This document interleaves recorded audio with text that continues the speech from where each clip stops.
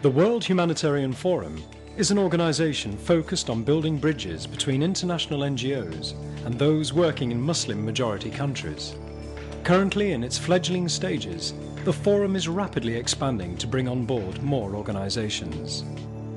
I think this is a very important project and I hope that it will lead to a much better understanding of how funds can flow to organisations in the Islamic world, but also how organisations like Oxfam can work with Islamic Relief, other partners in the region and also the British Red Cross. Developing ideas put forward in informal discussions amongst NGOs, the World Humanitarian Forum began by exploring how bridges could be built between NGOs in the West and in the Muslim world. Issues relating to transparency, accountability, and the proper governance of the NGO sector in the Muslim world had never been discussed openly, and inroads into the way these organisations operated needed to be made to ensure better service to donors and beneficiaries. Well, I think this is a key opportunity for Islamic NGOs and Western NGOs to get together and really start working together with real understanding between us about different cultures, different ways of operating, and a chance, I think, to build Islamic NGOs into the international relief system in a way that hasn't happened up till now. I think it's a really exciting opportunity for all of us. The Forum has developed from focusing on forming partnerships between NGOs in the West and in Muslim-majority countries, to a coalition of organisations working together to build cross-cultural bridges and boost capacities.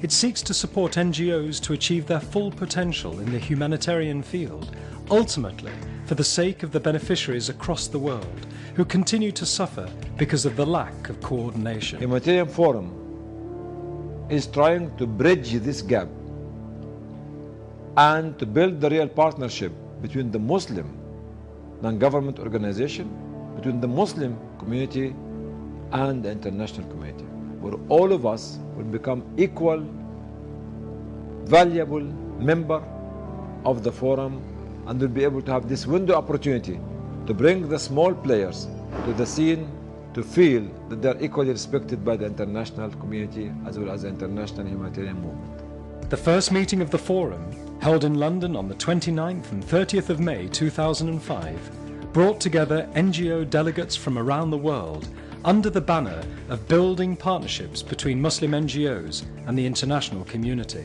The World Humanitarian Forum was set up to combat suspicions and to create a neutral setting where the leading humanitarian actors from across the globe could come together to discuss problems and hammer out solutions. Key figures from a wide range of backgrounds contributed to the discussions on post-9/11 issues that are affecting the international humanitarian community and the Muslim-run humanitarian sector in particular. The conference highlighted the significant need to engage directly with NGOs in their own setting and to listen to them on their own terrain, highlighting the key issues that are affecting them on the ground. Only by listening to the authentic voice of affected NGOs would it be possible to address their needs. And a lot of bridge building between Western and Muslim NGOs who learn from each other what the problems are, what the solutions are, how to work closely with people. And I think this is brilliant, and there's a very good atmosphere in the hall. I think there's a lot of people who are enthusiastic, and I think good will come of it. After the first conference in London, the following 6 months saw furious activity, with the Forum travelling to 13 countries across the globe, convening workshops to inform participants about the Forum, but also to build vital relationships. It was an opportunity to listen to the views and suggestions of community-based organisations and ensure maximum representation of the humanitarian community. The workshops were attended by a Prime Minister, ministers, ambassadors, and NGOs and civil society organisations. For most participants, the workshops were their first opportunity to meet other NGOs, since the majority of organisations have poor communication and coordination. For many delegates, the open and honest dialogue that was stimulated by the Forum at the workshops was the most rewarding experience. They also could take away knowledge of key concepts such as transparency and accountability. And for this, we are ready to do training, we are ready to do capacity building, enhance information management between UN and Islamic NGOs, and we hope that all of us will benefit from that a lot.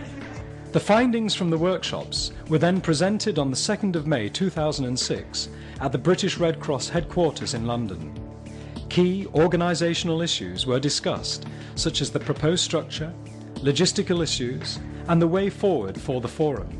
Crucially, a steering committee made up of representatives of leading NGOs in both the Muslim and non-Muslim world was nominated. The purposes of the forum will be driven forward by experienced practitioners in the humanitarian field. I think it's important to organize and maintain a strong dialogue between Islamic-based NGOs and the rest of the world.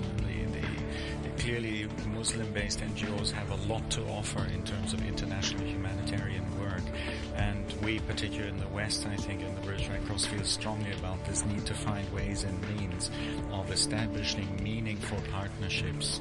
A follow-up meeting in Geneva in June 2006 decided who would facilitate the 5 modules agreed as the focus of the forum's actions.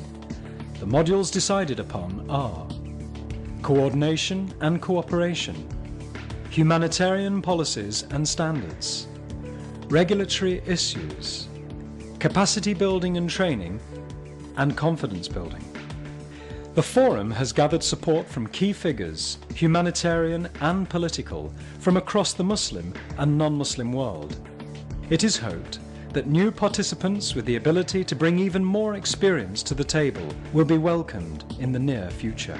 Participation by all community-based organisations and NGOs is hugely important to the Humanitarian Forum because it gives the opportunity for these community-based organisations to air their concerns, and the purpose of the Humanitarian Forum is to address those concerns.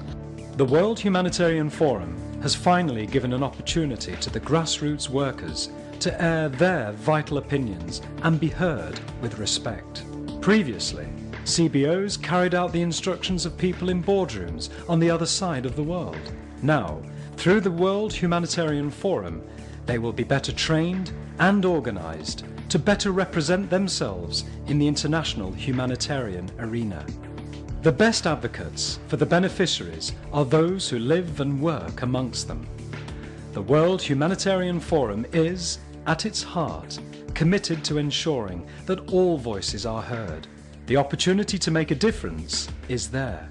The World Humanitarian Forum has accepted the challenge, and it is now for all of us to come together and end the divide which has, for so long, prevented us from achieving our full potential. Only by doing so can we beat the real enemies: hunger, despair, chronic poverty, and so many of the other ills which blight our society. In years to come, true partnership based on equality will be the bedrock of all societies. The World Humanitarian Forum is committed to ensuring that all humanitarian workers are treated as equals. By achieving this amongst ourselves, we can offer greater hope to the beneficiary. We can then work more effectively towards transforming the lives of those we have committed to serve.